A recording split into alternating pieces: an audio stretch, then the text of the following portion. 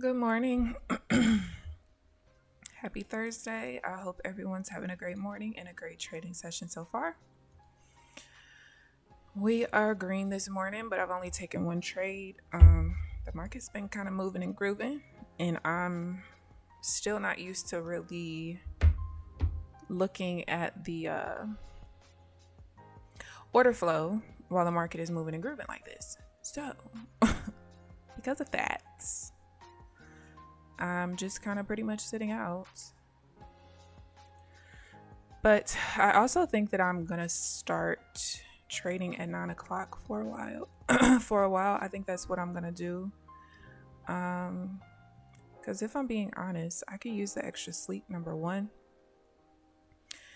And number two, until I'm just used to seeing the numbers and everything moving so fast in the order flow bar, I think it's best that I just sit out until 9 o'clock when the market slows down just a little bit. But we'll see. I haven't made a final decision yet, because maybe it is good for me to actually be on the charts early in the morning so I can get used to seeing the market move that way. We'll see. Good morning, Amelia. How are you this morning? Good morning. Good morning. But yeah, I have to get used to seeing this stuff move the way that it moves. And also just get used to my rules. There was a couple of trades this morning that I would have potentially taken that would have lost, but because I just remember certain rules that I haven't really pulled over, I didn't take the trades, and definitely glad I didn't. They would have lost. But I think there's like probably one or two more rules that I need to pull over from the other way that I was trading the POC, which I went through last night and updated my cheat sheet, kind of like compared my last cheat sheet to the other way I was trading POC to this one, and kind of like was doing a comparison type of thing. And yeah, most of the places where I'm like, oh, I'm kind of questioning that, I have like in blue font so that I know that if it sets up that particular way to kind of just watch it, because I still don't know if that particular thing matters or not. So I'm gonna keep doing it that way for a minute.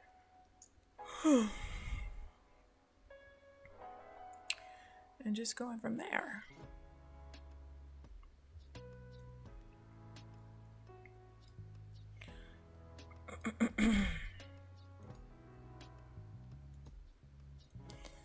Alright, no sale there. I mean, we have almost 350,000 volume already at 9:05 in the morning. I remember some months back when I didn't even have 350,000 volume when I got off the charts by 10:45. So that just lets you know how volatile it is in this moment.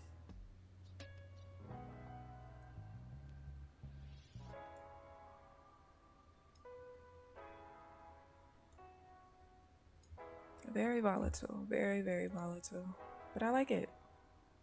That's another reason why I'm like, I think I'd rather just wait till after 9 o'clock, at least for now. I won't be able to make as many mistakes, but we'll see. We will see.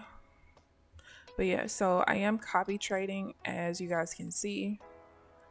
Top account renews on the 1st, bottom account renews on the 5th, and then I'll put my other eval in there starting on Monday.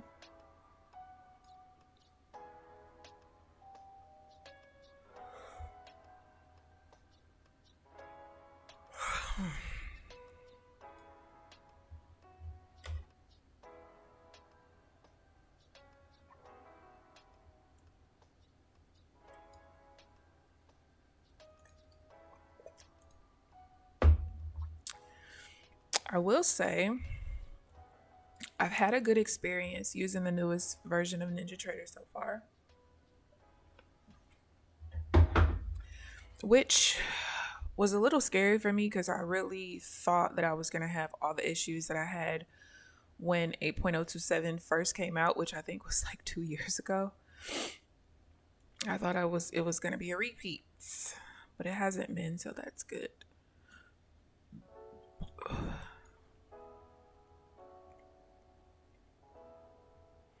Having trouble pushing through the support level. Let's see if we could push through now.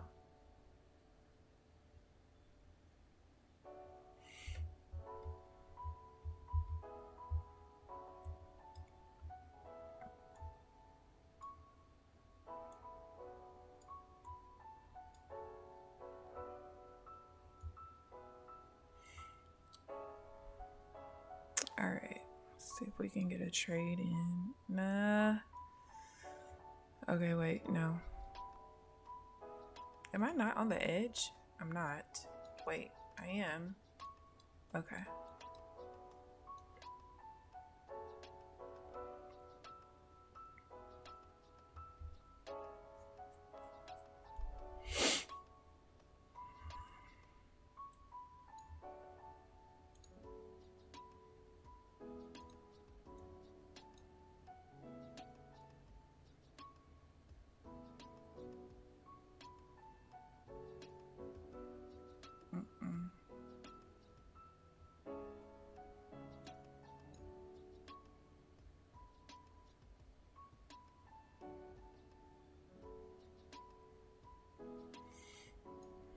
Okay.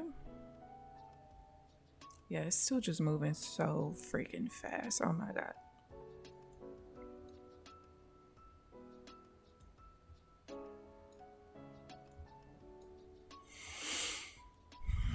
As long as I can make out break even or green each day, I'm cool with it.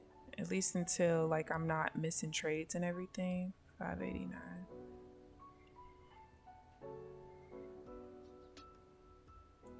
At least, because it's gonna take me a minute to get used to it.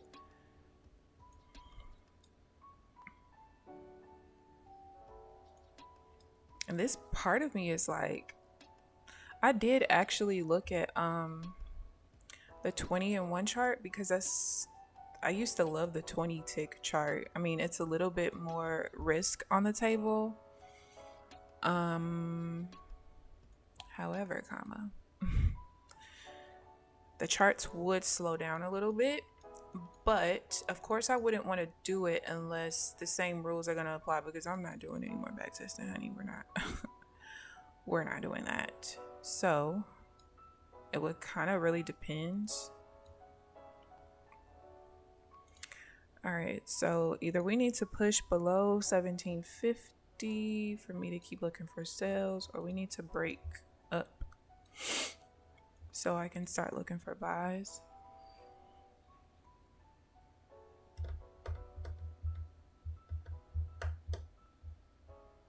I mean, this volatility is a lot.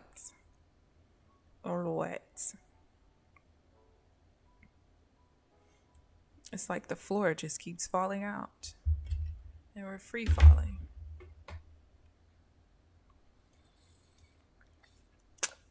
And it's crazy because normally, you know, the summer months are not as volatile.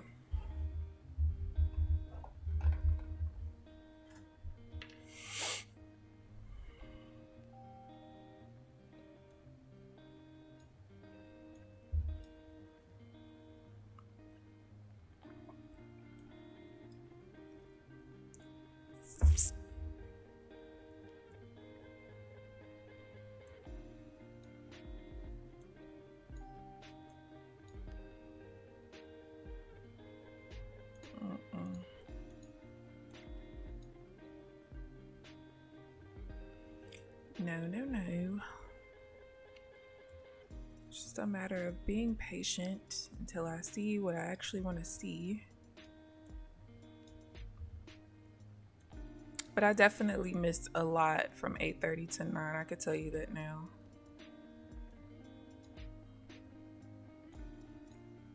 I can tell you that now.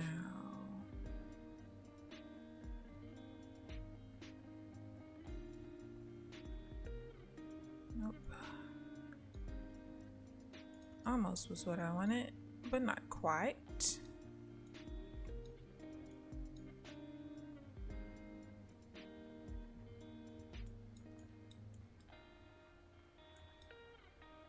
Okay, was neutral.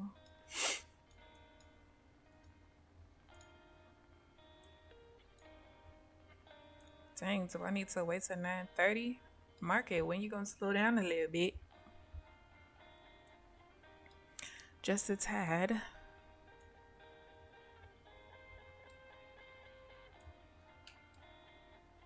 That's pointless. That's too close.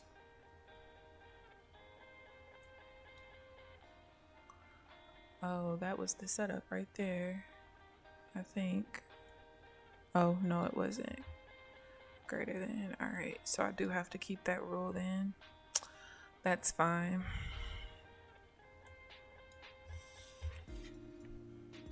Put a check mark next to that rule. We don't need that one to be blue anymore.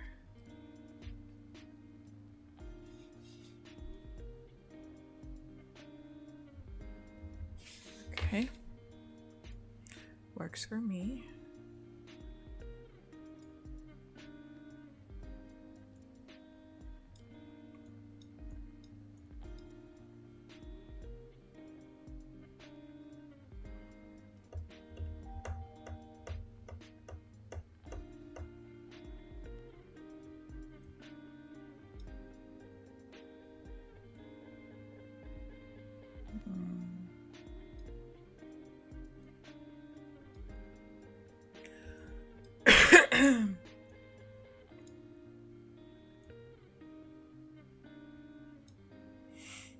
Alright, let's go back to the right edge.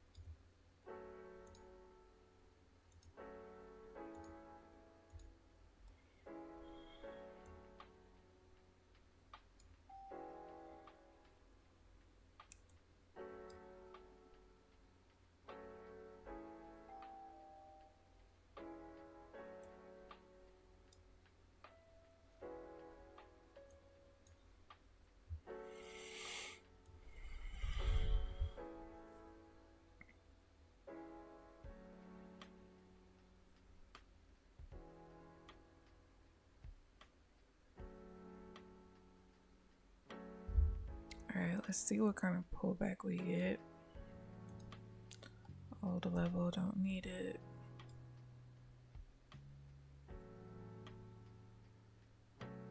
Good morning, Janelle. Good morning, good morning. How are you this morning? Oh, thank you. Good morning, Trenches. How are you this morning? Thank you, thank you.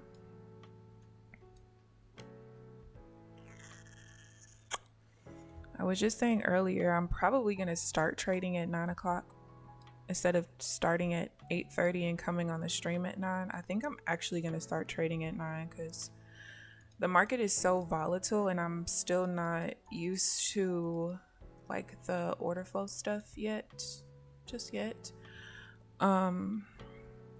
So to me, I just feel like it's better for me to just wait until after 9 when the market is a little bit slower. I mean, it's still pretty damn fast, but and then also I just have to, once I have all the rules kind of hammered into my head, that would also help, I'm pretty sure. Because some things have changed, others I've kind of pulled over and I'm not all the way sure about just yet, but I think we'll be all right though. I'm pretty sure.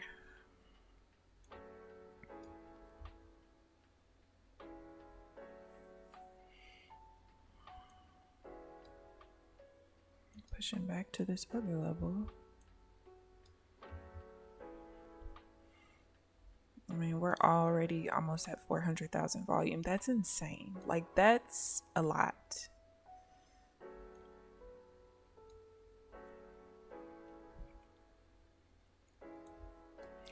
That is a lot. Didn't like that particular pullback. Oh, and I did solidify that every swing is just literally insane. Literally.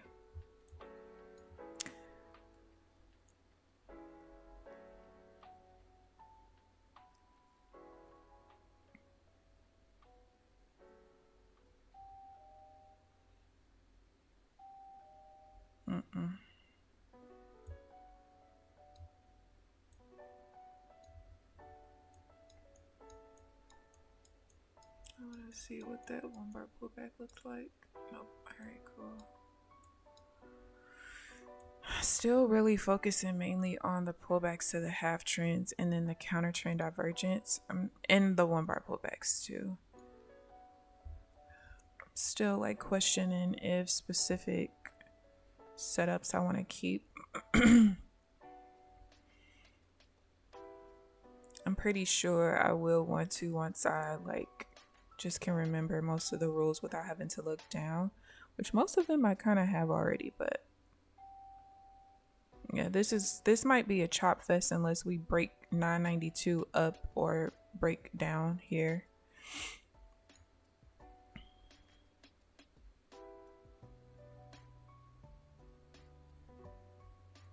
How's you guys' trading sessions going so far? That's why I'm cold. The damn thing is on.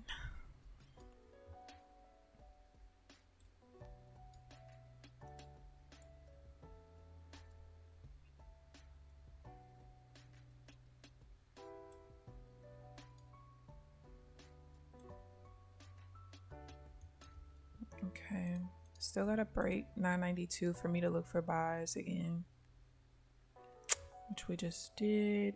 But all right, now I can actually trade it. What is that? 1.3.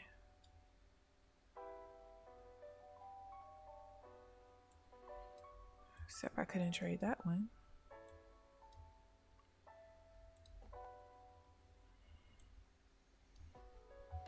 Like, market, what is you doing, baby?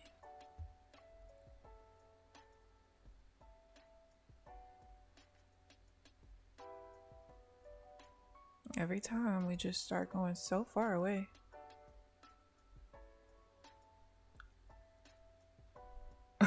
What the hell?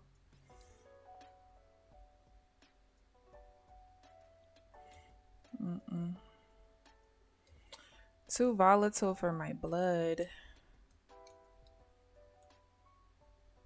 Now that might have actually been a good trade. Let's go see.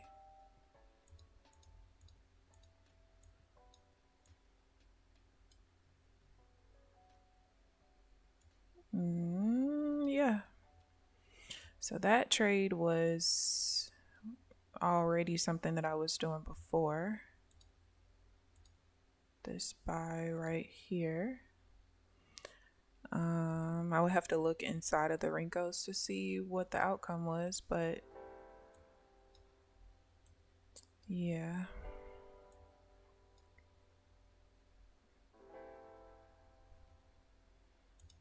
Go look inside.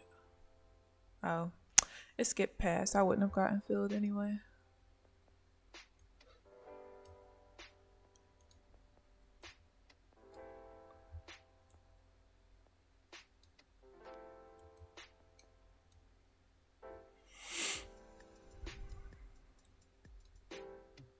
As much as I love the market moving, baby, you're moving a little too fast for me. Just sad. Can't look for buys until we break back above 913. Our levels are already in order. I just need that to change colors, which it just did. But I want to trade above that level.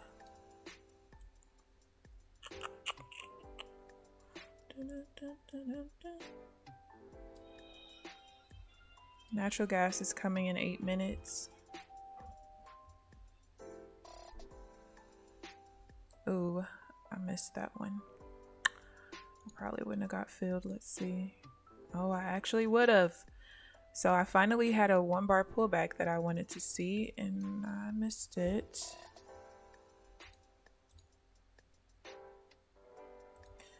I missed it. That was perfect too. Very perfect. Right? Was the POC opposite?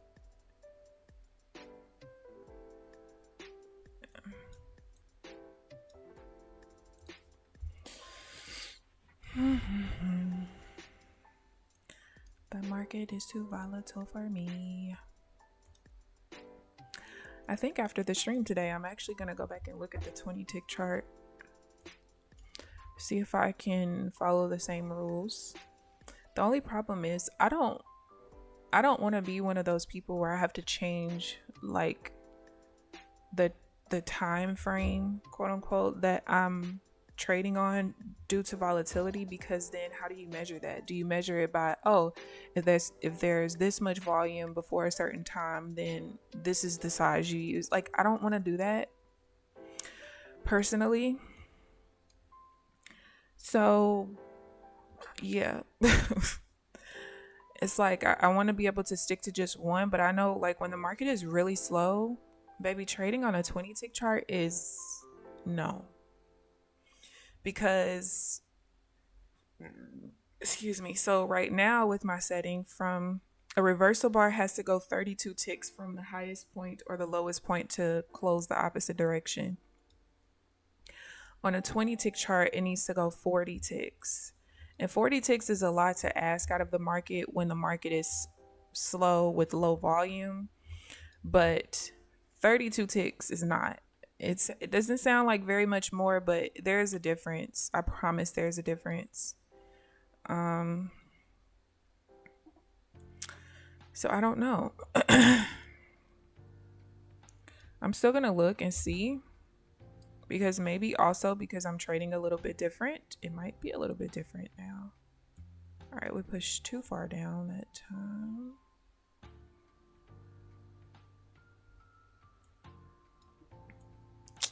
So I don't know.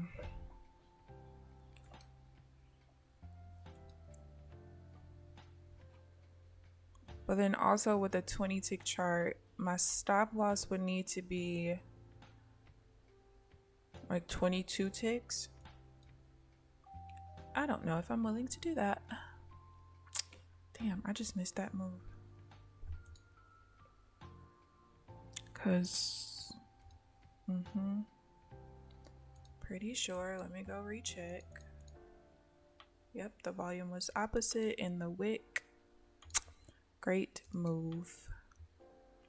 Okay, so I did remember that one, right? Good morning, Granny.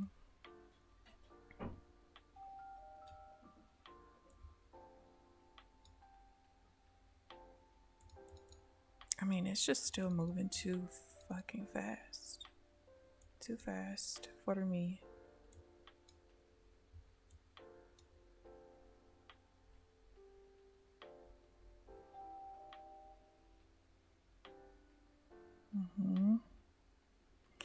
Now that sale was something I didn't used to take, but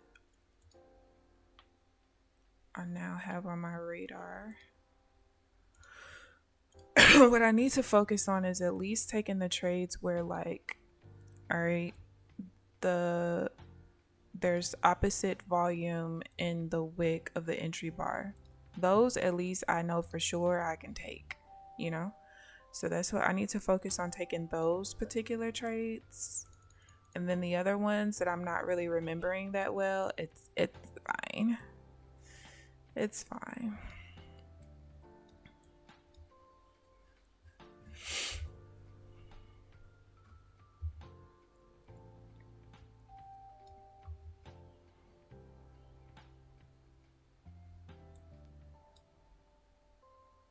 Why is this not on the right edge though? Oh, there we go. I fixed it. All right, let's see. I haven't traded futures today. Just caught a nice win on NVIDIA, but nice. Fairly green so far. Being a bit more patient though. Update on the 250K. It's dead. I like this better. Yeah, I feel you. 250K, like, I don't know. Like I told you guys before, I just feel like the higher you go up, the more the accounts just kind of don't make sense. And I don't really know if it's worth it. I don't. Most people that I see who use some of the larger account sizes, they kind of say that the 150K is like the sweet spot of the in between of the 50K and the accounts that are above 150. They always say that the 150K is like the furthest they'll go because it's the sweet spot. So maybe the 150K is going to be your sweet spot. I was halfway there and tried to overdo it. Yeah, but that's natural to try to overdo it, mainly because your profit target is so high. It's so high. And like I said, you question whether some stuff is really worth it. Like,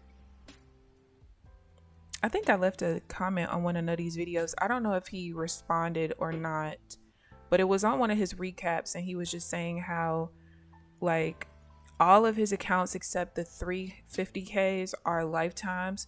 So he's okay with taking his time to get to payout. And he's like, you know, this is what my goal is each day, my profit goal. And he was saying that, you know, it might take him a couple of months to reach payout. But to me, then is it worth it?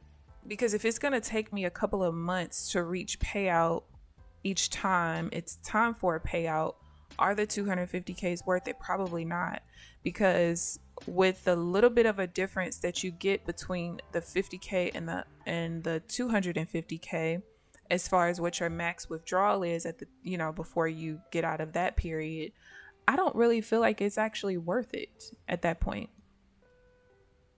I don't at all.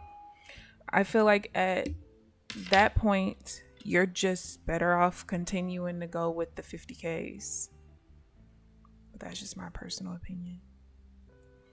All right, we kind of broke out of that little consolidation zone just fine. I can't take the first pullback, so I'll just be looking for stuff after.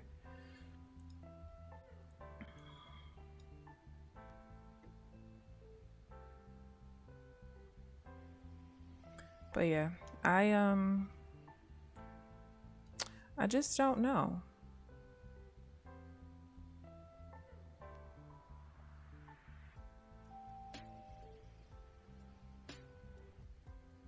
Just don't know.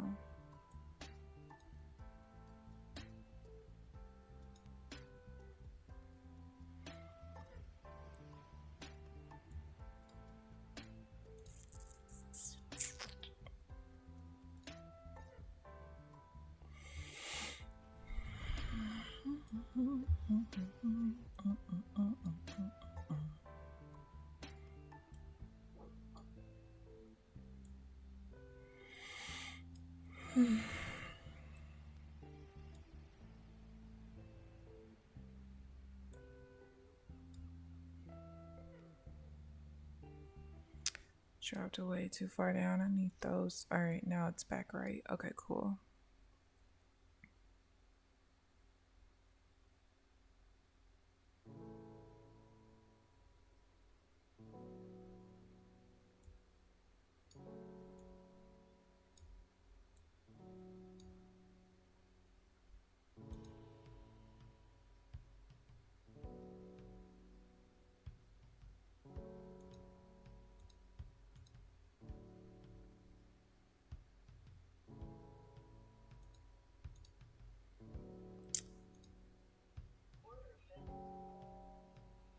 Can we get a push? Nice.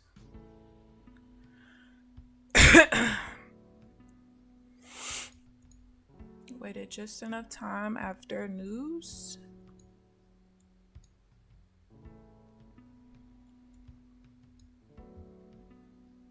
Starting to slow down just a little bit for me to be able to see. Just a tad. Just a tad.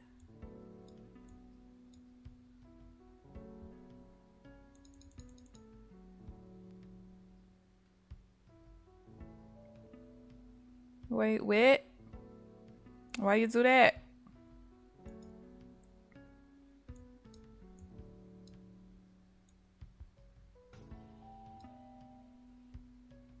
Nice little divergence play.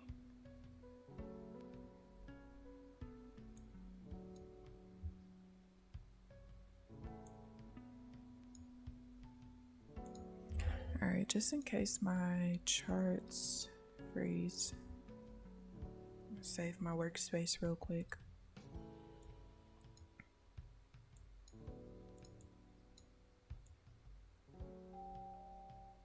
Oh yeah, that was perfect.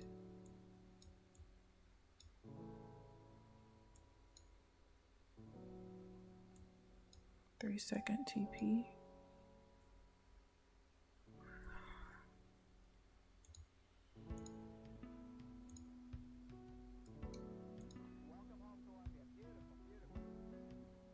All right, levels are out of order in a way that can cause some consolidation, so I'm gonna be patient.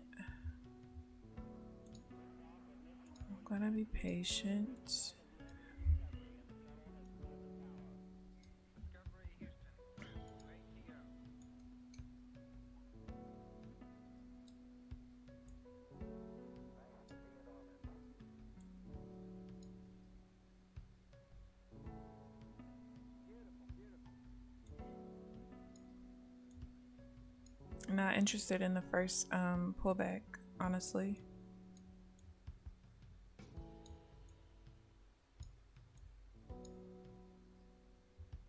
I'm cool here.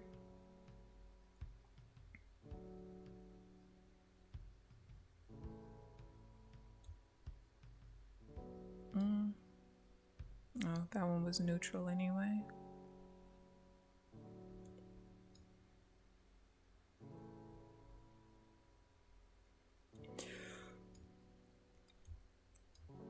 All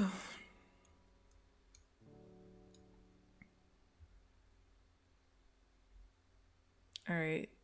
Oh wait, nope, that was an opposite. Right? Yeah, I needed the volume to be opposite. It was the same. No divergence sale here. I can delete that level. 306. Doesn't matter.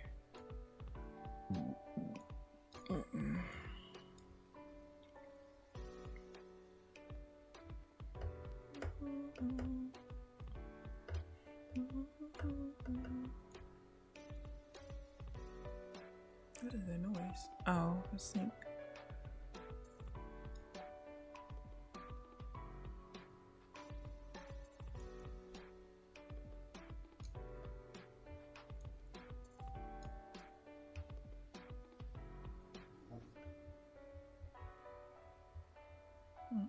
I don't like where price is right here.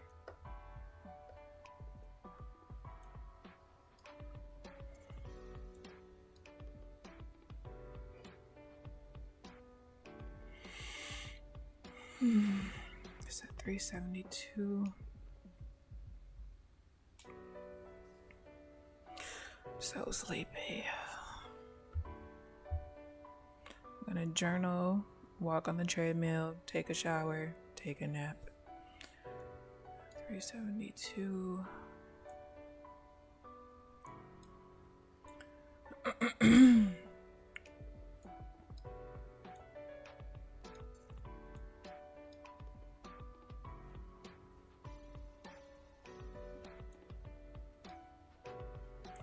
I mean, the moves are just literally insane. Just literally. Body, volume, opposite. It was the same, so I didn't miss that one.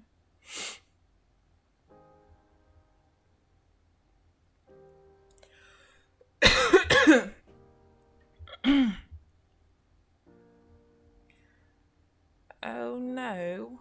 I just thought about that.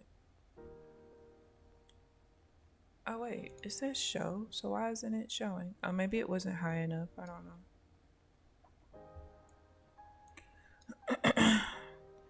Whatevs.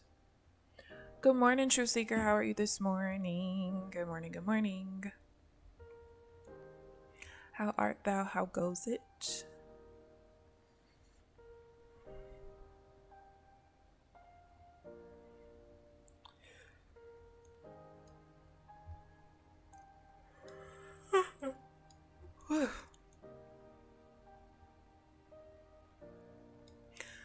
All right, so that particular sale right there, I could have taken, but it was so close to the buy rotation level, I didn't want to take it. Way too close to it. I would have to break even immediately, even though it really pushed straight through, but historically speaking, I would need to break even there, so it made no sense to take that. No sense at all.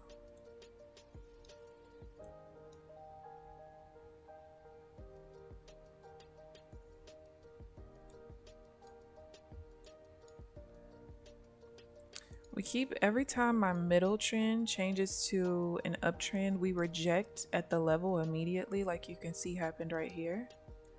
And then we push super deep back into like the zone that can indicate that we can hit some consolidation. So I'm really wanting to see us trade outside of the zone personally, which we would need to break back above 80.25. Not 80.25, girl, what are you talking about? 110.50. 110.50.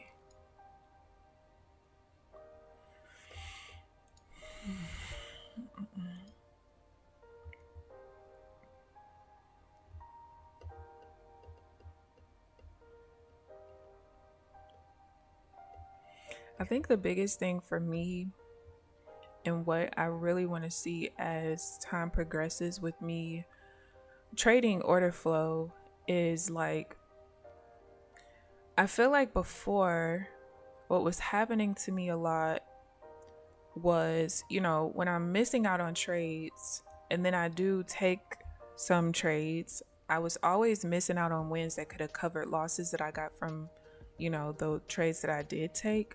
So what I'm hoping is kind of like today so far, knock on wood,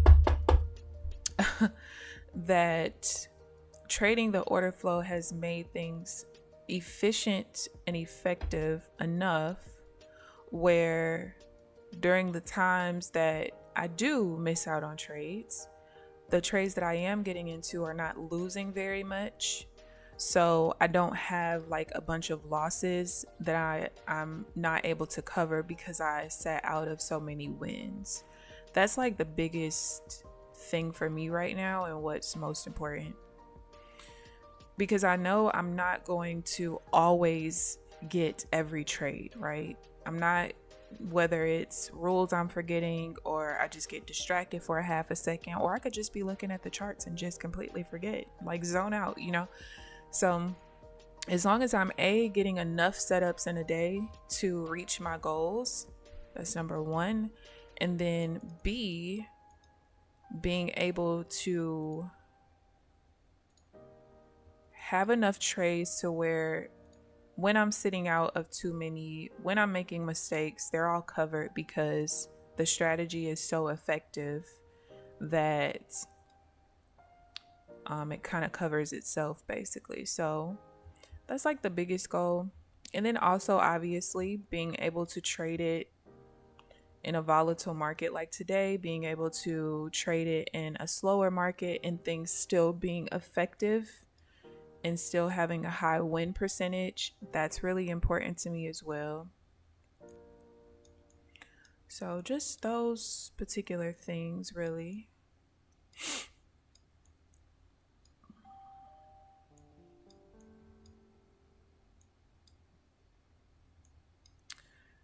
I think there's something I need to pull over. Well, no, I wouldn't want to take that one anyway because we keep trading inside. Where is it? I want to pay attention to that level right there. But yeah, that's the biggest thing right now.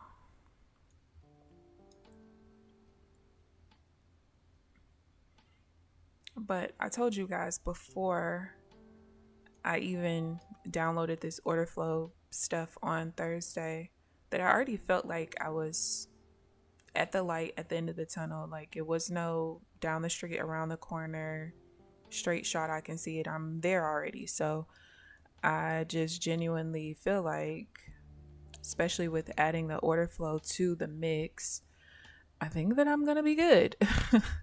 We'll see long term, but I think I'll be good.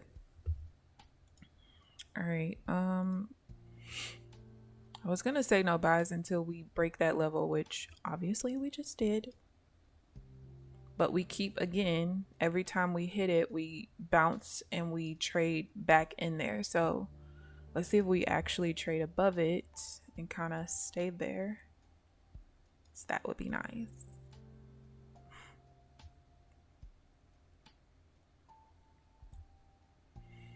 It would be nice.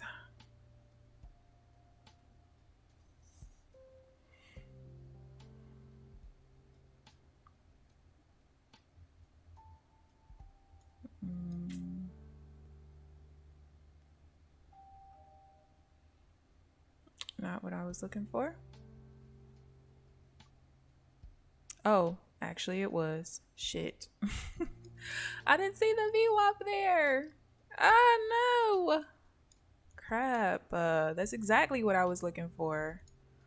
That's my fault. I didn't notice the VWAP. Girl, what is you doing? Oh, that was perfect. Fill or no fill? Definitely a fill. Damn. I need to make my VWAP lines a little thicker.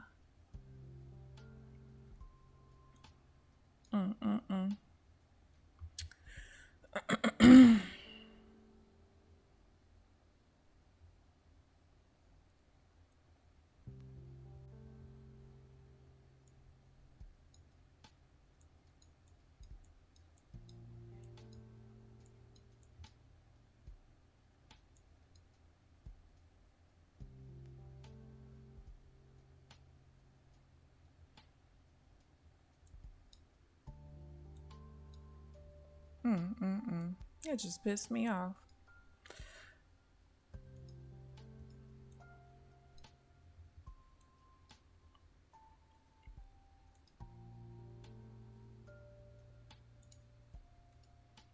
I think I'm gonna have to pull this over to this particular rule. This would have wicked me out just to go in my direction. And I set out because there used to be a certain rule for that particular the way it rotated over both of the half trends. So that's why I set out, and it looks like I might need to pull that back over. Might need to pull that back over.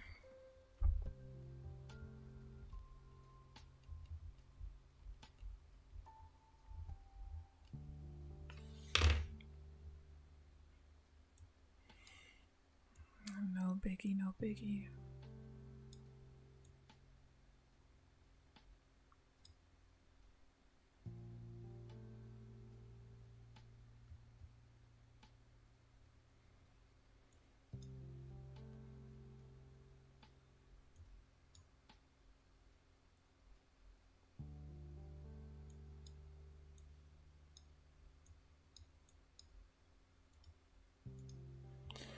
No biggie. All right.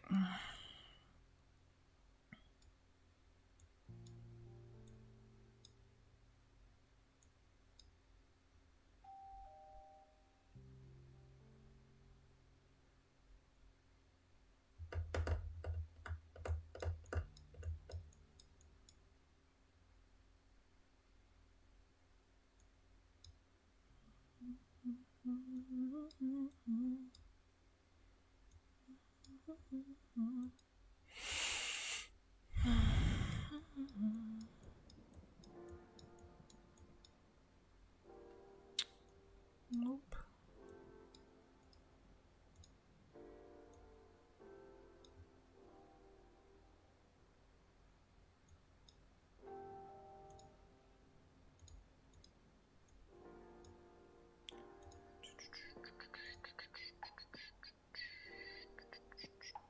Don't like that buy either.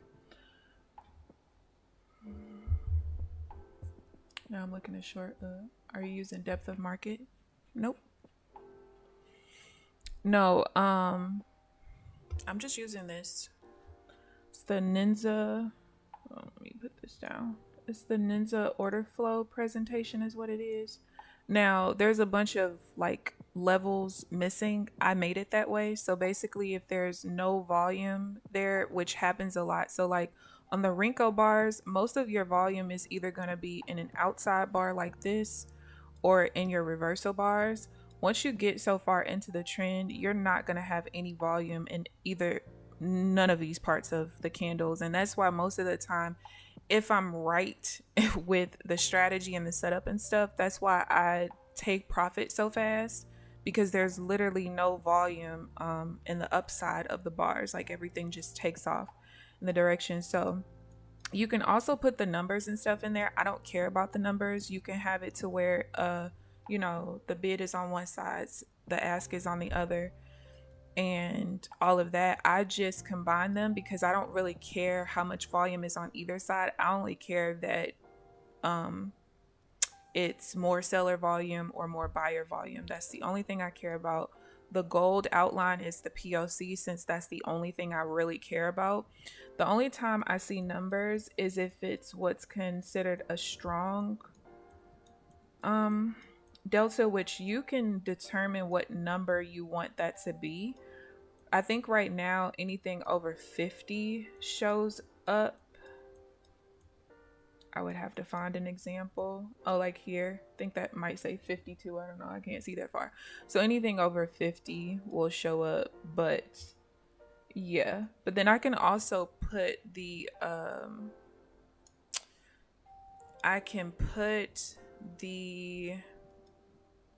the volume profile on the right side of the chart as well. I just don't, because it doesn't really make sense for me to, because I don't really care. But it does show me, and I could change the color if I needed to, but it does show me like where the POC is in the overall volume of the day. It's the purple line. It's a little dark, but that's the original color that came with it, and I just didn't change it. But I think it shows all of yesterday's values plus wherever the POC is at the moment. I don't know if it shows yesterday's, but yeah, so I'm not, it's like I need certain things from it, but other stuff, it doesn't make me any difference at all. So I just kind of leave it be. But the only time it looks right over here, like if I do a 5-minute chart maybe and put it on, wait, not that, girl, what are you doing? It's the Ninja, this one. If I do that and then turn that on.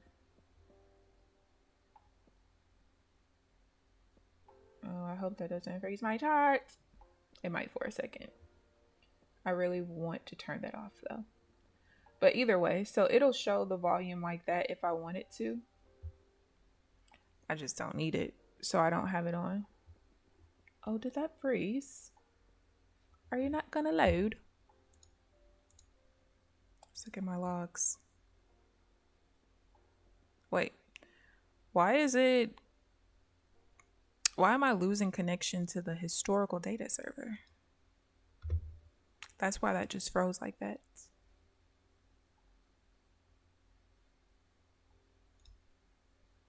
Is it moving now? Yeah, I lost connection to the server. Thanks, Trenches. No, I'm just kidding. All right, I'm going to close that chart real quick and I'll just bring it back up. It's no big deal. But either way, yeah, so I can look at it like that as well. And you can do the same thing, combine it, or see inside of the bars, like what's bid and ask and all that stuff, or buy and sell volume. What was that? 30-second chart. Stream 30-second chart. I already got the template ready and everything. But yeah, I'm actually enjoying it. I Honestly, when I put it on my charts, I could see that it was going to be helpful. I could see that immediately, and the biggest problem was I wasn't really able to test it for real because Friday, no ATM attached. Monday, no ATM attached. Didn't trade on Tuesday. So I took one trade Friday, 3 trades Monday, and got sick of the ATM not being there.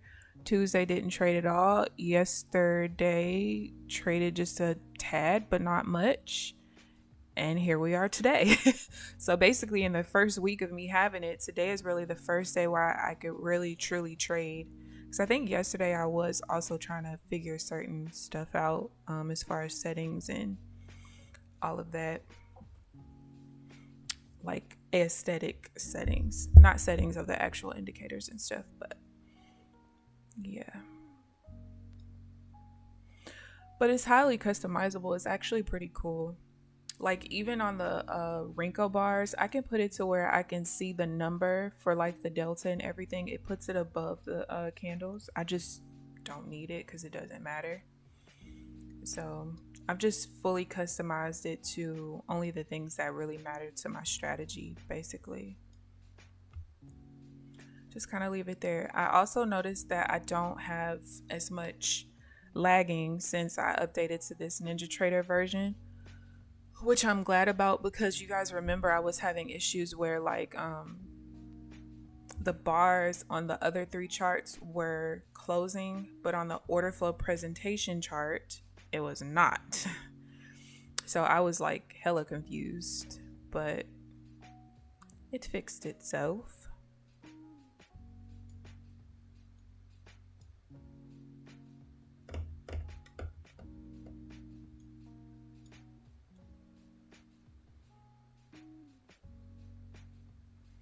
Don't want to see a sell here.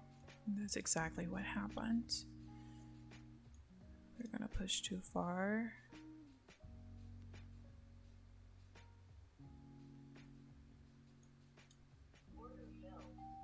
Oh no. You know what? I think that bar closed right on. Fuck. It did. Close 204. Damn. That trade was my fault. I couldn't see that it was the bar was literally closing on my half trend, which I don't take trades like that. So whatever, we're still green. We're still green. I was too busy paying attention. And that's the other thing that I have to get used to, like while paying attention to where the POC is, because like on the other way that I was trading volume with that bar profiler, the POC was on the chart I was actually looking at. So it made it a lot easier, whereas now I'm having to pay attention to this chart over here while still making sure that things are validated on the other side as well. So that's going to be a little bit difficult sometimes. Like just there, I was just paying attention to where the POC was. I wasn't looking at where the bar was about to close. So rookie mistake.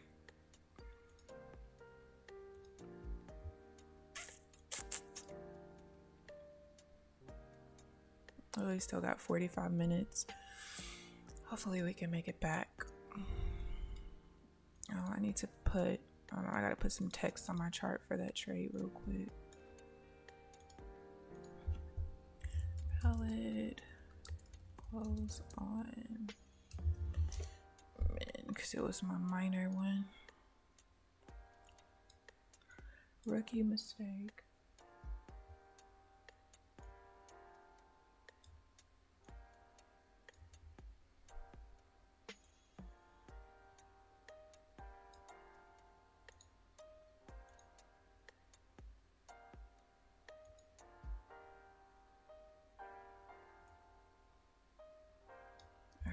Can't take that now. 404.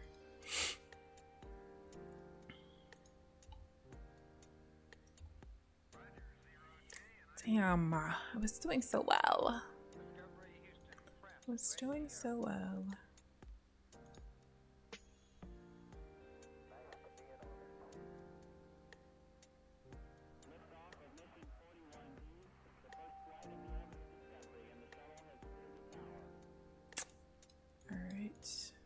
So I was correct.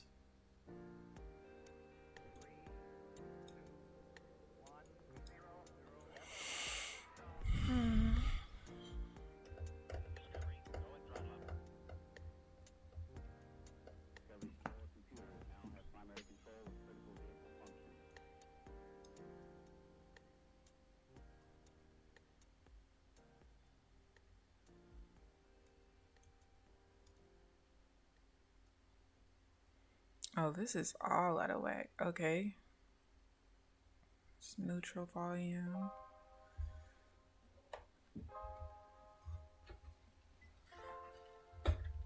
Oh, that's right.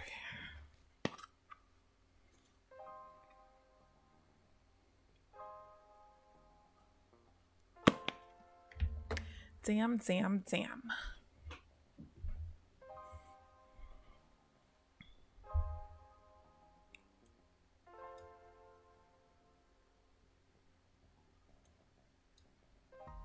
The middle half trend is a different bias than the other two, so that's typically when I start to see like the barcoding and the consolidation. Still no insider information on the Apex Discord? Nope. I know that KeAmber started her own Discord, her and Trade Kage, which I thought it was Trade Cage. It's not. It's an anime thing. But they have a Discord, and that's all I know. I'm in there. There's probably only couple hundred people in there, maybe. That's all I know. That's all I know. I'm done for the day. Received an approval email. Hey, congratulations. Congratulations. And according to my funded futures Discord, they're saying no more rhythmic accounts after August 1st. Wonder what data provider they're going with. That's interesting. I wonder why. I mean, we all know rhythmic sucks, but I wonder why.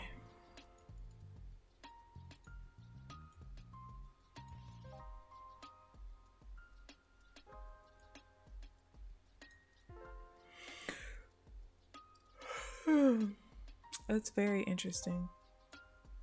I know people have been saying like they feel like Apex is too quiet, and it's like, what are they supposed to be saying right now?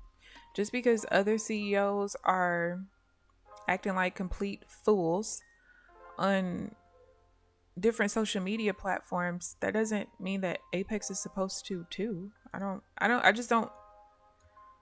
know what people want. I don't know what people want. And then people are all up in arms about the emails that they're getting about, recording themselves in their screen and explain their strategy. And they think that Apex is trying to steal their strategy. Like, first of all, guys, let's please stop putting ourselves on some magical pedestal where you have reason to believe that this company wants to steal your strategy. Please spare me. I beg of you. Because what? Like, first of all, they had a training company for years. They used proprietary diagnostic bars in their strategy. It has been working for them for years. It has been working for others who use it for years. Now, a lot of people that I know who loved it, the only reason they stopped is because it was $200 a month, and they also, even though they were making more than $200 a month, they felt like what they learned in the process of using those diagnostic bars was something that they felt like they could trade without. And they've been doing just fine. Cool. But why would they want to steal your strategy when they've had a strategy that's been working for them and others for so many years?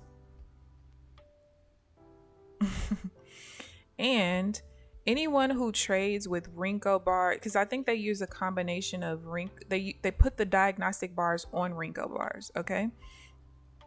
I can assure you that anyone who is successful trading with Renkos is not going to steal your time-based candle strategy. We don't want to go back to time-based candles. No offense to all of you who use time-based candles, because I know 99% of people do. But what I'm saying is, it would be no point. Okay?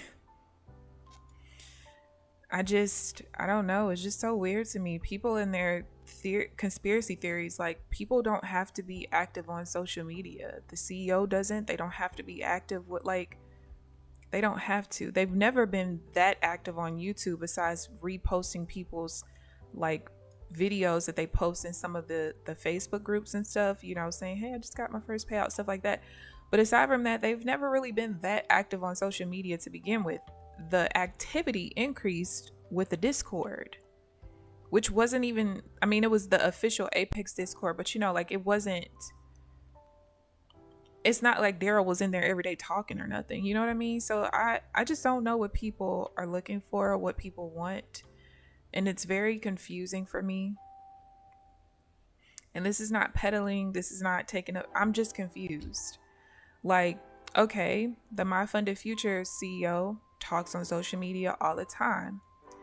He also just got caught in a lie by a trader, because in the midst of the trader, I think the trader's account was like shut down. I think his payout was denied and his account was, I think, possibly shut down because he failed whatever, I think it's some sub or something like that. It's some kind of KYC. Okay. Well, the CEO told the guy in front of, I think, his group, because I think they, you know, he runs a group. He told them that it was because of forgery or something. But then privately, whatever he told everyone, like in front of everyone, what he told the guy privately was totally different. And he got caught in a lie. So it's like, okay, these people are on social media all the time, but these are also people that you can't even really trust. So what does it matter? Like, just make sure that you're getting the payouts out in time and not doing no shady stuff. And that's really all that should matter to me personally. I could be wrong, but that's just me. I don't really care about all the other stuff. People look like clowns on social media to me personally. That's just my thing.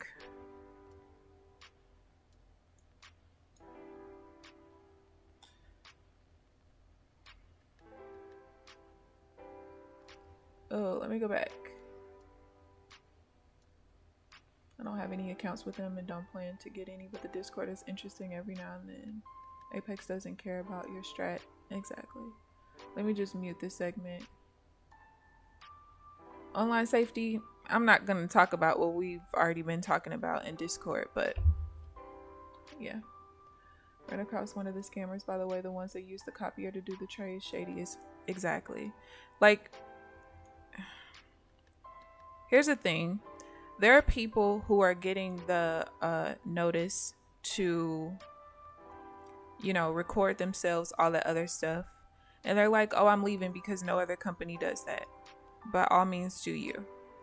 Because to me, as a business owner, as a prior business owner, if I can get rid of millions of dollars of fraud by requiring this, so that I'm forcing you to show me that it's you taking the trades, you know what you're doing, it's not copy trading, it's not a complete auto bot and things like that. If I'm going to get rid of millions of dollars worth of fraud payments, but I'm going to lose, you know, the few traders that are going to leave because they refuse to do it, even though they agreed to it in my agreement, I'm okay with doing that. Because, okay, let's put our thinking caps on. Let's be analytical here. When traders are leaving who are getting payouts, that's less money that I have to pay out. And you're only leaving not because I wasn't paying you out, but because you don't want to record yourself. So I'm saving even more money, okay? At the end of the day, and if something comes out later, I'll say, hey, I was wrong. I just don't believe that they want anybody's strategy. it doesn't matter how successful you are. I don't think that they want your strategy. Because first of all, a lot of strategies can't even be automated, right? Because there's a lot of discretion when it comes to it. So I just want to know, what are they going to do with the information? If they're stealing your strategy, what are they going to do? They can't put it behind the paywall, because if you were to hear that somebody who's been, trading with Apex Investing, they're like, oh, guys, a new strategy was just put out and blah, blah, blah. It's so easy to just go make a free account and see what it is and see that they stole your proprietary information. You have proof that you sent them that stuff at some point, right? And you can sue them. I just don't think that they would go through that headache personally, but that's just me. Everybody has their thoughts about it, and that's mine. And opinions are like assholes. Everyone has them.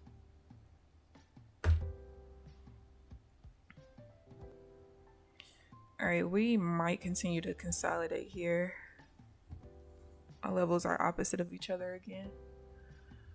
If a trader has a strategy with a 50 sharp, even institutions would be interested. There's some goofy level.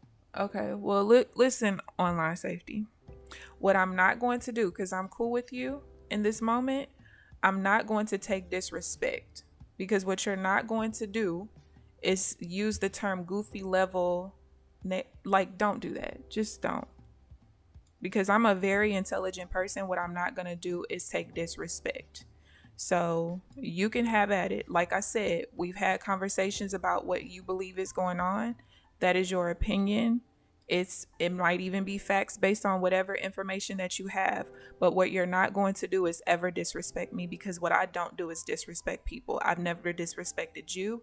I've never disrespected anybody on my platform. I don't disrespect people in real life. So what you're not going to do is that. So if the conversation makes you angry, upset because you have a different opinion, you can exit this segment and we'll see you tomorrow. We're not going to do that.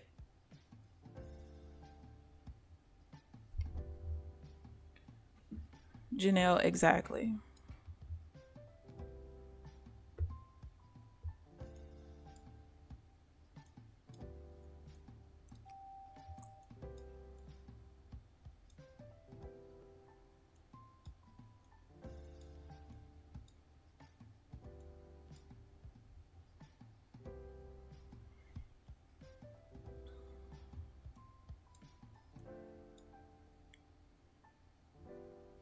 Yeah, I can't do anything in this consolidation right here.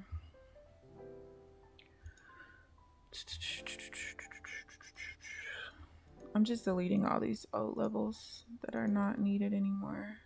Oh, that one's old too.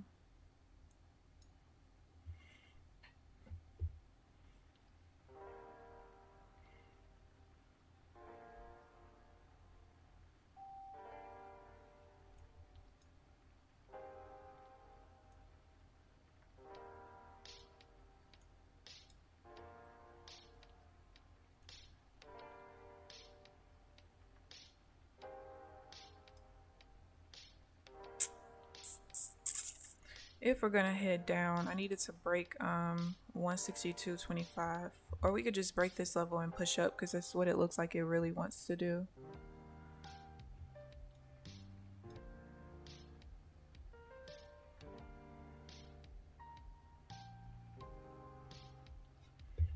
It's holding strong though. All right, there we go. That's the push through that I wanted to see.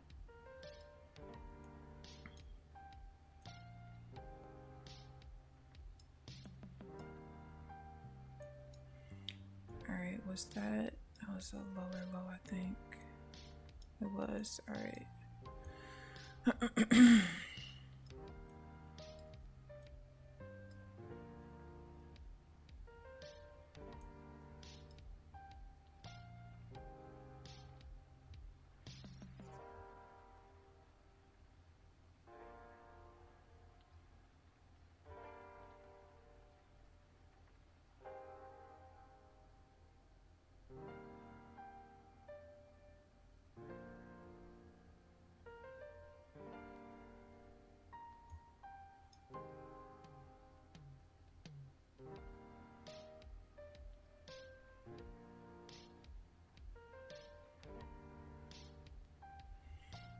right, we're getting close to yesterday's point of control. I didn't even realize they put yesterday's on there too. Yeah, we're almost there. Oh, we just hit it actually. It was at 236.50.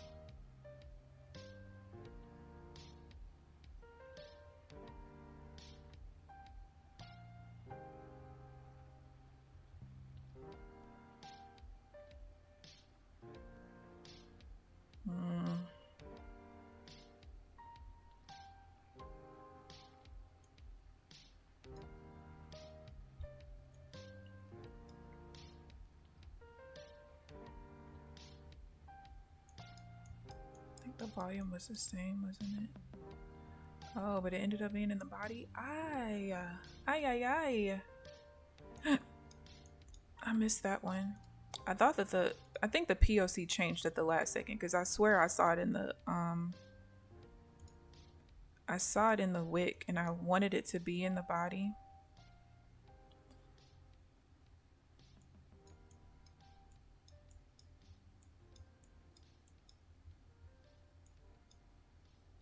So that's fine.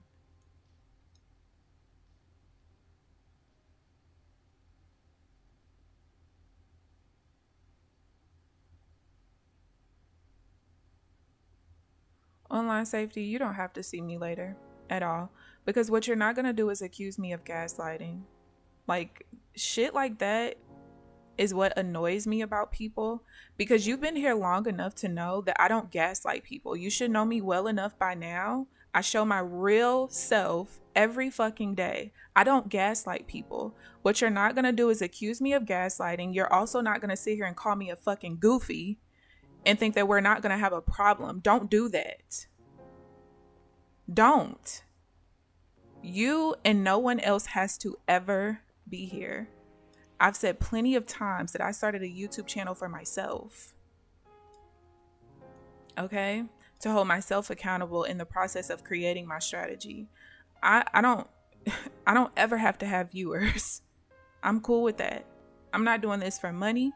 Whether it's YouTube money, affiliate money, I'm not doing this for any of that. I'm doing this for myself. But you are on a whole different level of disrespect today, and you can see your way out permanently if you want to. Because you on some other shit today, and I don't have time for that at all. I come here being real respectful every day, in good spirits. That is what I don't ever want to or have to deal with. It's pointless. For what? If you don't like the conversation, move the fuck on. It's that simple. Seriously, it really is. Because now you're pissing me off.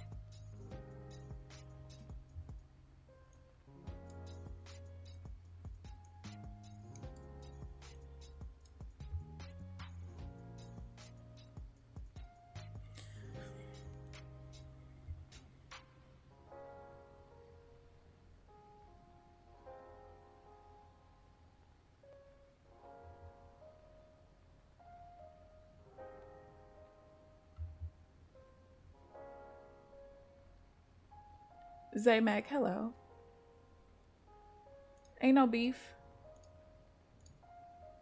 Like I've said in different chats, I don't beef with people on the internet, but what you're not gonna do is be disrespectful. For what? For what? It's no point. It's the most pointless thing ever. He feels like I'm gaslighting him because he thinks that Apex is stealing people's strategies. Okay? And that's his, hey, that's his thing, right? And that's fine. But what you're not gonna do is that. No. No. Not here. Maybe somewhere else, but not here. So we're just gonna time that out, and I literally don't have time for that. I got better things to do with my life and my time, and that is not one of them. All right, I need to do this real quick.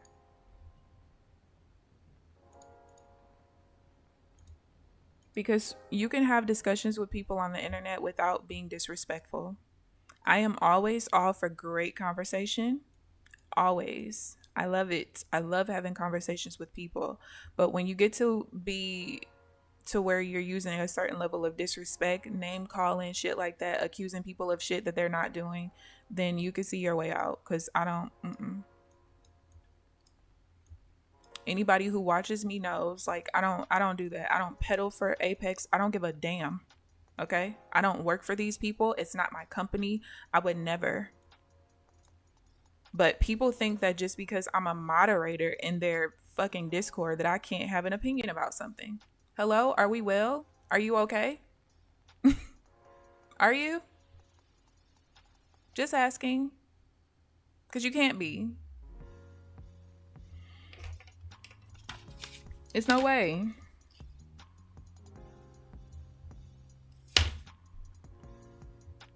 It's no way. What are we doing here? But anyway, all is well. But how are you today, Zay? How are you? How goes it? Welcome to the stream. This is not the best first stream for you to come into. Normally it's not like this at all. But yeah. Welcome. Since you are new here, I'm a day trader of 10 years. Off and on. Way more off than on, but 10 years. And I've been using YouTube to document my journey of developing a scalping strategy, which I never scalped before. Well, I tried a little bit, like probably when I first started, but that was based on somebody else's strategy. So this last about 7, almost 8 months has been the process of me putting the strategy together, making a whole bunch of changes, switching things up. I switched to like being more volume based in January, which I had never traded volume before. So from January 1st till about May 28th, I think, I was trading volume a totally different way. And then starting May 28th, I started focusing on the point of control, like where the point of control is in my entry bar. Because I always enter on the reversal Renko bars. I only trade Renkos. I only have this time-based chart over there just so that people can see that the trades that I take still follow structure of time-based charts, even though I don't ever look at time-based charts. But yeah, so from May 28th until this past Friday, I was trading the point of control, yes, but I decided to purchase the NinjaTrader order flow presentation so that I could see inside of the candles, because I felt like there was always something that I was missing. It was some key information that I was missing. And yeah, so I started trading, still trading with the point of control, but paying more attention to whether the point of control has volume that's going in the same direction of the trade that I'm trying to take, or if it's opposite, if it's in the wick or the body of the entry candle, those kind of things. So yeah, this is basically like the third, I guess you could say, strategy. I've been trading the same setups. It's just a matter of like fixing or changing how I'm entering the trades, essentially. But yeah, that's pretty much everything in a nutshell. I use a 1-to-1 risk to reward ratio, 18 tick stop loss, 18 tick take profit, auto break even, 16 ticks in profit. So that's been one of the other biggest things really as well, is that I'm scalping the Nasdaq, which is the most volatile instrument, during the most volatile hours, because I trade the first 2.5 hours of market open, and trying to produce a strategy that works in all market conditions, whether it's low volume or high volume, low volatility or high volatility, and also trading a 1-to-1. Most people that I know who scalp do not have a 1-to-1 risk to reward ratio, and they also don't have like a super specific rule-based strategy. It's more like, oh, I see some congestion over here. When this gets up here, I'm going to take a quick sell. That's usually what the strategy is. No shade, but that's the truth. So yeah, I think I'm a psycho for attempting to do this, but I'm pretty much there at this point. So since I started trading this way with seeing inside of the bars, Friday and Monday, I had no ATMs that were attaching to my trades, so I couldn't really trade. Tuesday, I took Tuesday off because, again, the ATMs were not attaching, so I had to meet up with the owner of the chart trader that I use. And then yesterday, I didn't really trade that much. I was still like just visualizing how the POC is moving and when the volume is changing inside the POC. So it's going to take me like probably a week or two just to get used to that part. But I'm pretty much there. Pretty much there. So yeah. Personal account is always better. Yeah. I agree. I was pretty profitable in my personal account when I was intraday swing trading. However, I was on the charts a lot. And I don't want to do that. So that's why I really wanted to focus on scalping, so I could be in and out in 2 hours and going about my business. And I just like the idea of leveraging props. I'm not someone who wants to stay in props forever. Like, all right, get the payouts, go do this, get the payouts, do that. And then eventually, you know, put a certain percentage in my personal account so I can go back to trading my personal account. But I'll get there at some point. I think I'm going to start trading my personal account again. I haven't since I found the prop firms. Who doesn't want to get exactly? Especially like, okay, so this is my thought process on going back to personal. Once you get to a point, especially when they ask you to go live, I don't care what prop firm it is, don't go live. For what? Like, I saw somebody, it might have actually been Tanya, who was like, oh yeah, one of the benefits is you can withdraw anytime. You can do that in a personal account too, without giving them 5% or 10% of your money. Like, and I don't want to pay professional data fees for what? If I go back to my personal account, I could pay $4 a month for my data. Why would I pay $150 a month, I think it is, per exchange, if I'm not mistaken, just to trade on a live prop? Hello? Nah, we good here. Nope. Also want to hold on to some good trades longer, which is better for personal. Yeah. I can't keep up with young people lingo. I use the DOM heat map and regular SMC concepts for my strat. Thank you, because I was confused. Okay, listen, Zay. Applejacks is a troublemaker. Okay. She's a troublemaker. The only time she's not causing trouble is when she's just telling us that she's hungry and she's ready for lunch. Otherwise, she is a troublemaker. Applejacks, you missed all the drama. Hello, friends. See, now every time he abbreviates something, he's gonna write it out for y'all. Sometimes I ask, but other times I don't think I need to. Listen, Applejacks, am I lying? But yeah, you missed the drama. I was just called goofy and naive, and I was told that I was gaslighting. Come on, Applejacks. You've been here long enough. Do I do that? No. But yeah. But Zay, we like to have us a good old time. A good old time. It's just community, you know? Just community. We talk about how our trading sessions are going. People will talk about what levels they're looking at. We just like to have us a good old time. That's it. That's all. And I just deleted the wrong damn sound. Hold on. I did not mean to do that. I did not. But yeah. My hope right now is just literally if I can just be break even or green every day until I get used to seeing the order flow stuff moving as fast as it moves. But I mean, we have super high volatility. We're at 550,000 volume for the day. This is not normal. This is not normal at all. But once I get used to that and I'm not missing so many trades, sitting out of so many, stuff like that, then we'll care more about like how much I'm making each day. And thank you for the sub. Hello, welcome.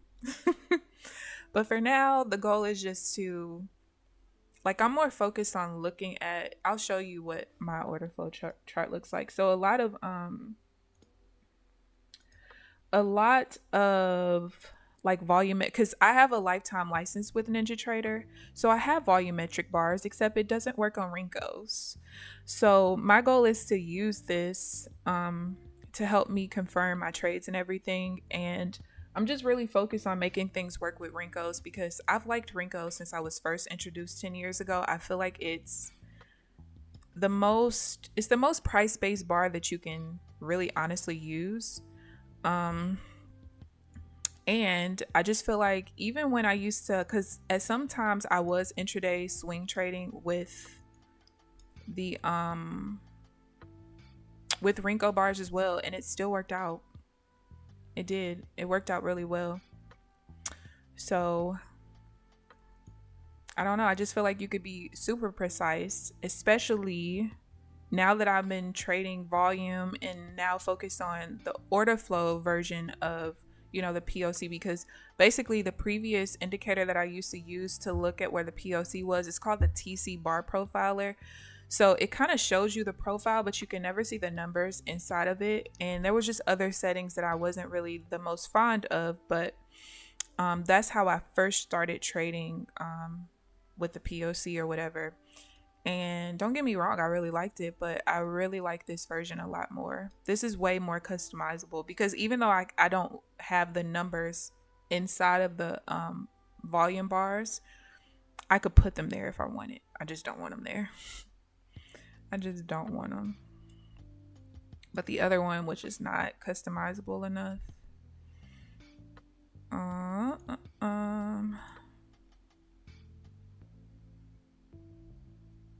No.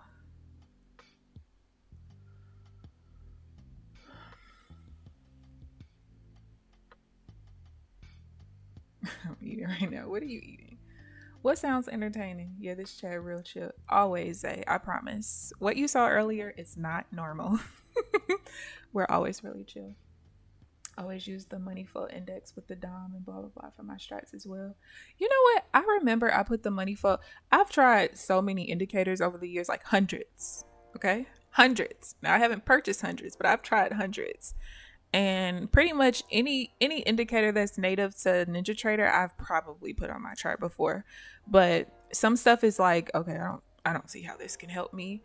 And then other things, like, I later on realized, like, oh, that could be a little bit helpful, especially when I was intraday swing trading. Now it's a little bit different now with me trying to scalp, because a lot of indicators are just so pointless for scalping.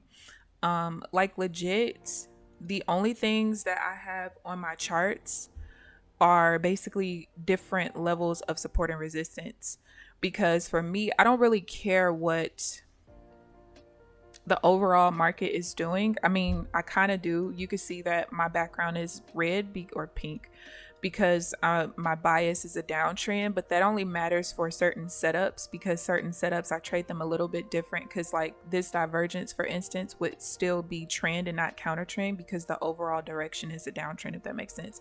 So that's the only thing I really care about. For me, I just want to make sure I know where certain levels of support and resistance are, so that I don't accidentally trade into them because I'm scalping. Because my trades are just so fast, I don't have time to react if I'm hitting a level that I don't realize is there, because I shouldn't have been trading there, you know. So like, I use the current and prior day OHL, well, C for prior day. I have support and resistance levels, the order flow VWAP, and then I use 3 different versions of half trends.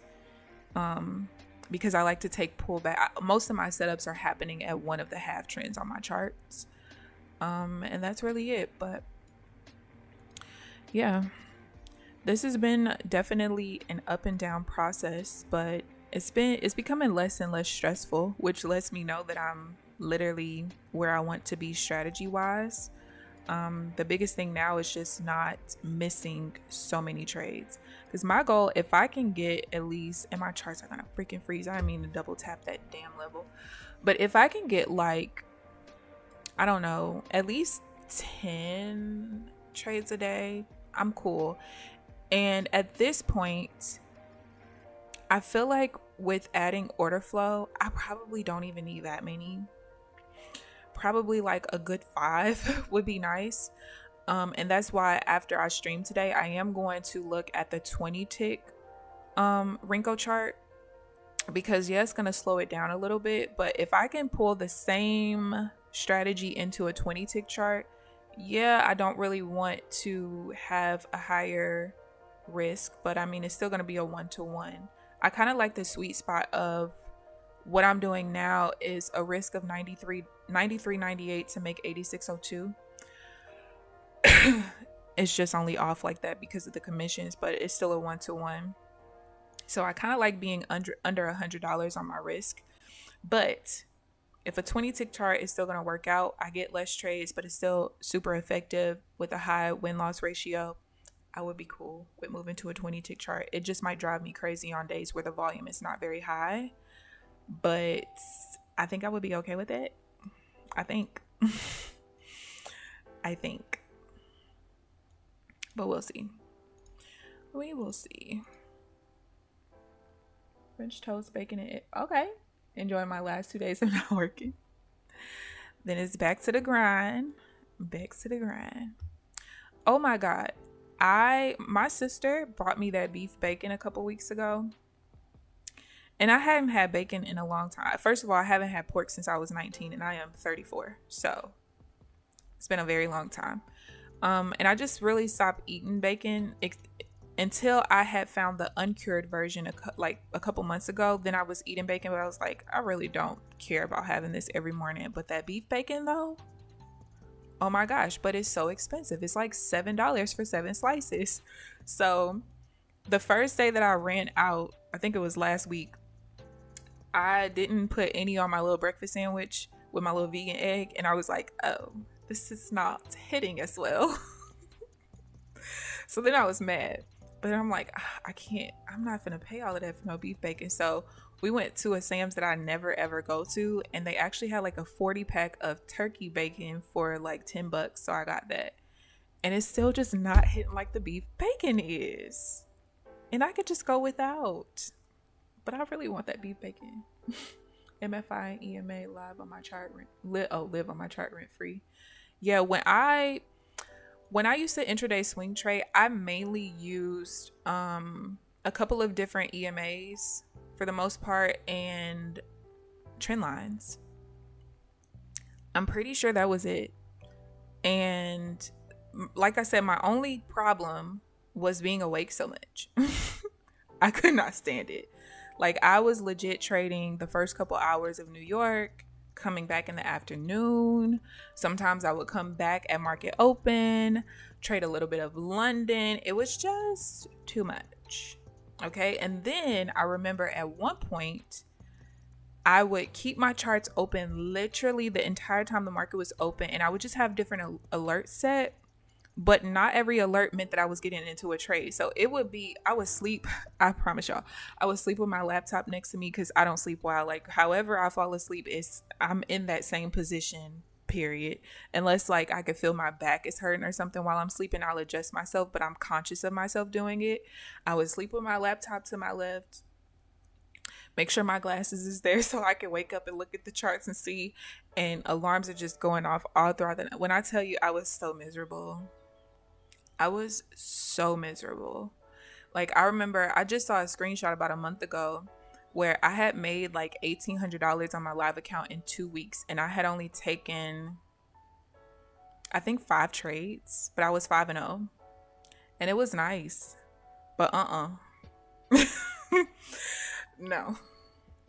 I rather feel like my brain is frying for 2 hours a day looking at fast charts and being able to just go live my life. Because as much as I love trading, I don't want to be on the chart so much that I feel like I'm just basically working a job again.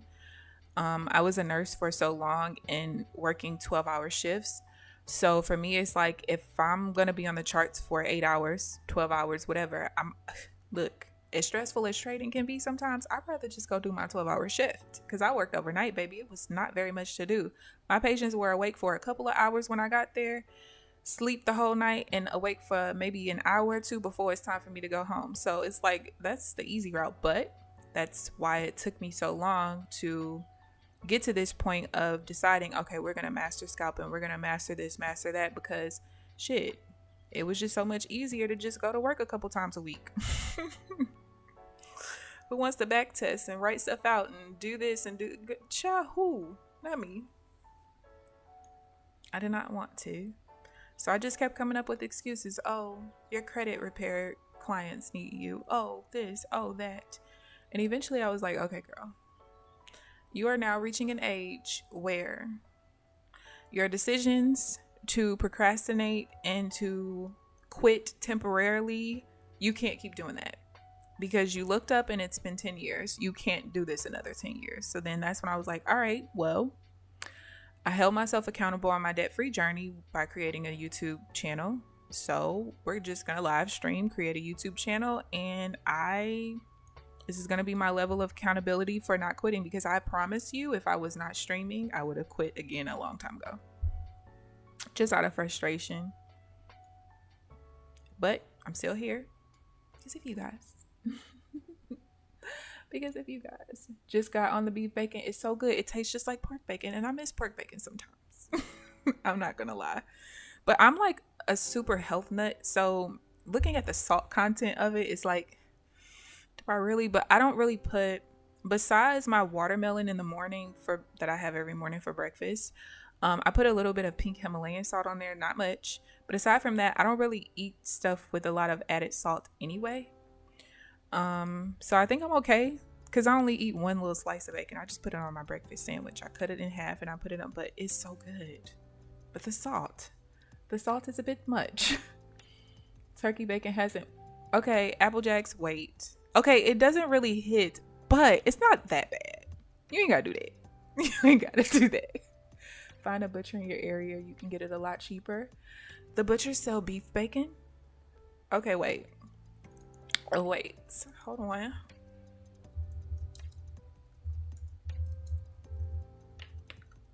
Hold on.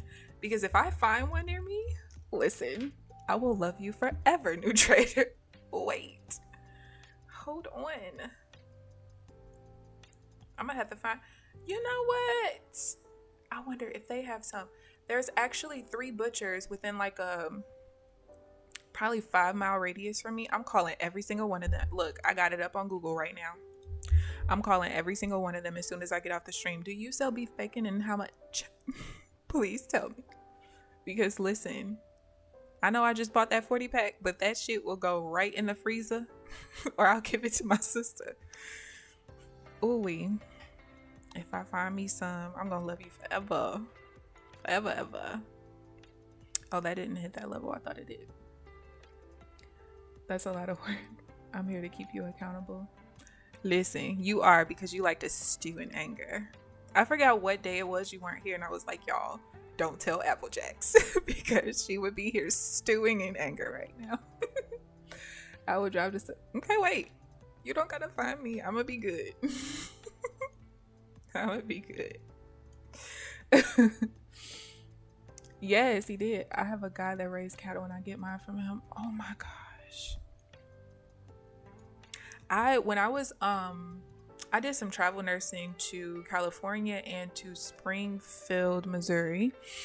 And one of the ladies who was our trainer, she actually had goats and cows, and it was something else. I can't remember. It was something else that I can't remember. And she talked about how like she saved so much money. She had chickens as well, but she was saying how she saved so much money by, you know, having her own animals. And she talked about how goats are like the cheapest animals to raise because of how easy it is to feed them and things like that. They don't take a whole lot of maintenance and everything. And baby, she almost had me ready to buy me a goat or two. She talked about how good the goat milk is and the goat cheese and all these other things. And I'm like, hold on, honey. Hold on. But I don't really consume a whole lot of dairy products and stuff like that anyway. I do here and there. I haven't drank. Actually, okay. I just drank 2% milk like 2 weeks ago for the first time since I was 19. And it was because My mother was eating a bowl of cereal and it just looked so good. And because I stopped buying oat milk and almond milk, because I started making my own oat milk, it's so easy to make and it's so cheap to make. So I stopped buying oat milk. So I was like, that bowl of cereal looks so good. I feel like I should have me one. Don't do it. Why did I do that? That was the dumbest thing I've ever done in my life. Y'all, my stomach was turning before I even finished the bowl. I was only halfway through the bowl. And I was like, what is life? Never again. Never. I only got 2 minutes left in the session. I'm going to be honest with you. Even if a setup happens, I'm not taking it because I want to take the green and I don't care. Applejack's stew and anger. I'm not even going to tell you that it's a setup. It doesn't matter. Stew. Stew, baby, stew. But yeah, y'all.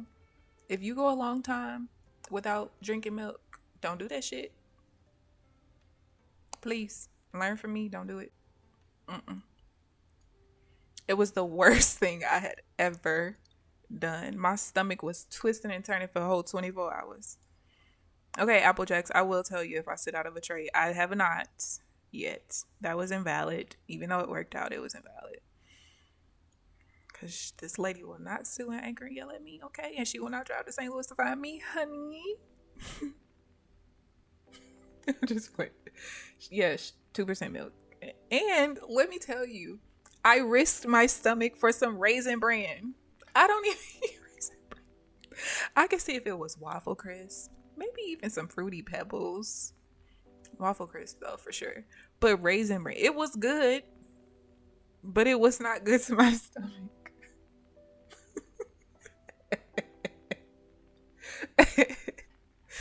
Because I haven't had cereal in so many years because it's just so full of sugar. Like when I tell y'all, I look at the nutritional facts of everything. Like not from an obsession standpoint, but damn, like the only thing I really look at is what's the salt and what's the added sugar. That's really all I care about. Because I eat pretty healthy. I mainly eat fruits and vegetables. I only eat, well, now that I have bacon on my little breakfast sandwich in the morning, I typically only eat meat once a day, and that's at dinner. So, all right, the session is over. Yes, so Applejacks cannot be mad. All right, let me take a picture of the accounts that we have here. Turn it off, and how do I restore it? Oh, unlock. Duh. He changed a couple of buttons on this accounts dashboard thingy. Wait, why are you doing that? I didn't ask you to do that. All right, here we go. We're green. Okay, here we go. Yes, baby, Raisin Bran. What was I thinking? It was not worth it. Well, it kind of was, but wasn't at the same time. Already stealing from myself, so please let's keep the momentum going. Was it Raisin Bran Crunch? Shit, I don't know. I just know it was good. It probably was. It's my grandma's cereal of choice. My mom doesn't even buy cereal, but look, she wanted it that day. I did too, and I regretted it later. All right, so this is where we are. I took 3 trades today. 1, 2, lost 1. The last trade that I took is the one that I lost. It was not supposed to be a loss. I did not see that my bar was going to close right on my half trend, which if I would have paid attention to that, I wouldn't have taken the trade. And when I realized it, it reversed too fast. But we still ended up green, which is great. So still have almost 1900, almost 1800 left in those 2 particular accounts. And we got about a week left on this one and a week and a day left on this one, because this one we have to do something by Friday because it renews on Monday, if I'm not mistaken. So that is where we are. Not too bad of a day. Of course, once I go back in journal, I'm probably going to be mad at myself from all the trades that I missed. But like I said, it's just a matter of getting used to this fast movement of this. It's moving and grooving, baby. Okay. We got a lot of volatility. So yeah, that's where we are. I do think that starting tomorrow, I probably am just going to start trading at 9 o'clock, to be honest with you. I just feel like for now, that's what makes the most sense. The volatility is so high in the first 30 minutes, and I'm still not used to even seeing the bars moving like that. So I would just rather start at 9 o'clock when I get on the stream and we just leave it there. So I thank you guys for tuning in. I hope you guys enjoyed the stream. Sorry for those of you guys who watched the replay. Sorry for the little drama and mishap that was not even caused by me, but I'm still gonna apologize because it's my channel and I probably should have shut it down before. So yeah, thank you guys for tuning in. I hope you guys enjoyed the video. Please like the video on your way out if you haven't already. Subscribe if you haven't already. But other than that, I'll see you guys bright and early tomorrow morning at 9 a.m. Central Standard Time. Enjoy the rest of your day. Bye, guys.